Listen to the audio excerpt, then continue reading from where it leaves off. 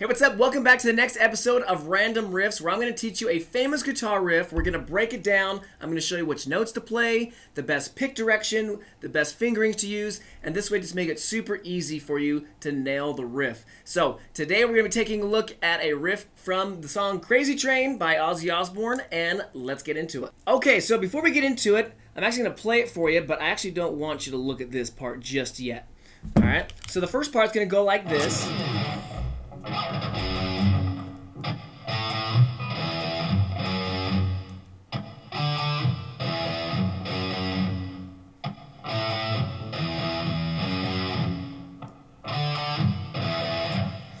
Alright, so all we were doing right there, we're just playing these notes. So your first finger's playing 6 string 2, just right here, 6 string 2, 2 times. And then we're going to the 5 string 2 times, back to the 6 string. Again, very simple. And then actually, you just repeat that whole thing again, but the second time, instead of doing this, you go to the 4th string. Does that make sense?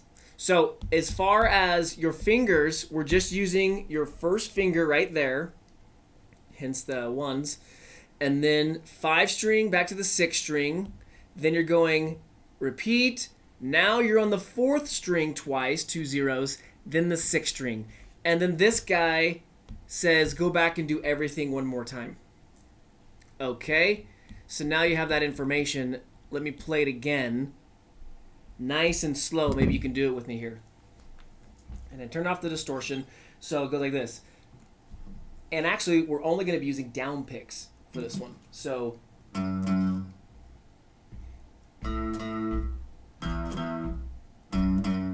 now the 4th string. Do everything over again.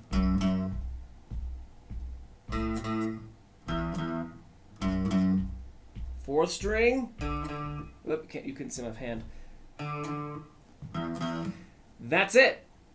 And then we get to the next part, which looks like this. So I scribbled that out. I didn't want you to get confused by seeing it just yet. Now let's dial this guy in. Let's only actually take a peek at this part. So before we do this, let's first write up your finger numbers. I'll do that in purple. We're going to be in 2nd position, which basically means when someone says different positions on the guitar, first of all, 2nd position, your first finger's on the 2nd note, and then you just line everybody up.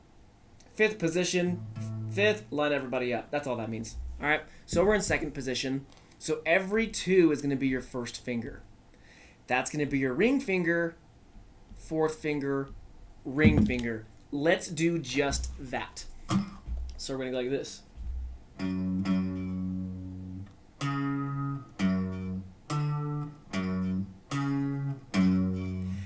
6 string, and you have this up for you to watch, right? You should have both of them up right now.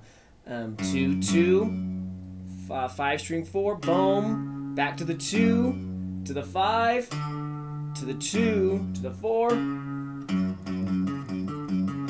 Now, if your hand is thumbs over here, again, if you've seen any of my other videos, I talk about this all the time. If your thumb's over here, your hands can't stretch, right? And no, you don't need a finger exercise. In fact, this is your finger exercise or your finger stretching exercise. Your thumb needs to be in the middle of the hand.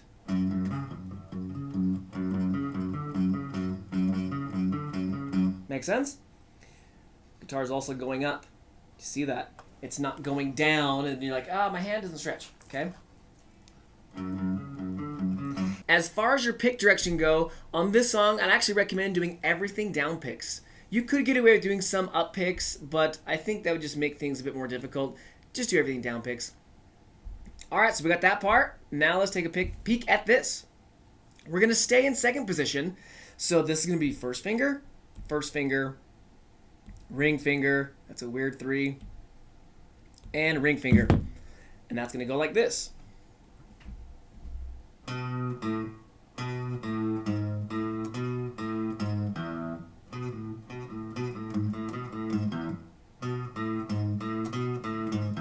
2, 0, 4, 0. And let me break that down for you as well. This, do you see how it's like the same thing here? 2, 0, 4, but the difference is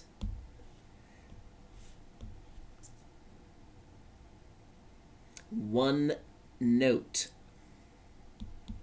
Oftentimes, it's how you look at the music. If you looked at the music like this, like that's with its own little idea and that's its own idea, you're actually making things way more difficult. So some learning strategies, it's actually called chunking, if you want to get all nerdy about it. But yeah, it's the same idea, just twice. But just remember like what happened up here? Same idea, but one time we did the 5th string, and then right there we went to the 4th string. Well, over here, we've got this idea essentially. 2, 0, 4, 0, 2, 0. The 4, 0 is now, well, actually, that's the same. It's just that one thing. All right? Let me get rid of that so it's not all messy. All right, so let's do the whole second part and put it all together. We're going to go all down picks. I don't know if you need to see my picking hand. You shouldn't be floating up like ever. Da-da, just like that. So I'll scoot back so make sure you can see.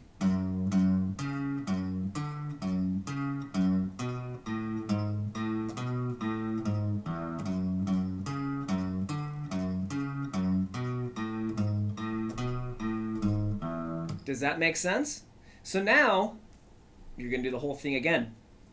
What you're going to do, practice this all on your own. Now you can do the riff. It's super easy, right? You're going to play through, and then you're going to do it again because of the repeats. Then you're going to come down here and play this thing. I have on there 8 times. I think it's only 4 for the song. You can listen to it. And I want to give you a little bonus. I know some people would maybe ask about this because in the song, I didn't include this here, but there is like a technique that would be like X, X, X, slide. It goes like this.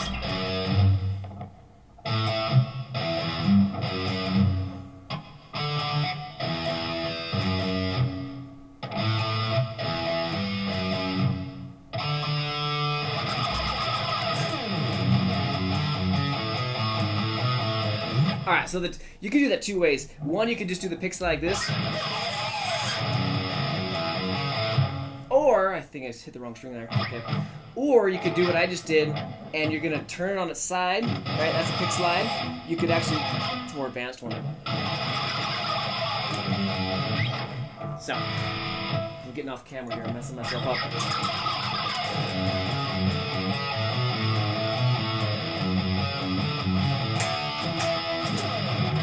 And I left that part out on this riff. Sorry about that, but the very last part, you'd go the bow, bow. You'd have like it's a power chord, your D power chord. Go to first finger on the 5-string 5, ring finger on the 7th fret of the 4th string. And then you slide everybody up a full step, 2 frets. Now I'm on 7, 9.